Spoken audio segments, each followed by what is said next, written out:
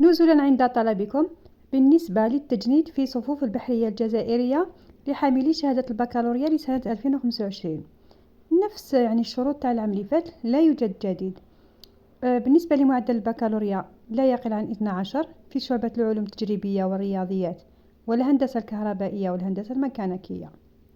مدة التكوين هي 5 سنوات، سنة واحدة للتكوين العسكري القاعدي بالمدرسة العليا للبحرية بدامنفوست، و3 سنوات تتوج بالحصول على شهادة ليسانس في التخصصات التالية: علوم الملاحة البحرية، اتصالات، ميكانيك بحرية، محافظة بحرية، تسيير وإدارة شؤون بحرية.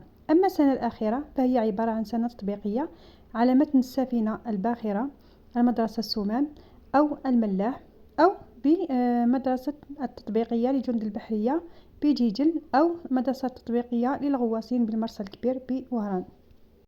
بالنسبة لرتبة ضباط الصف، التجنيد يكون مفتوح للطلبة اللي عندهم مستوى سنة ثالثة ثانوي مع الأولوية الحاصلين على شهادة البكالوريا أو شهادة معادلة لها.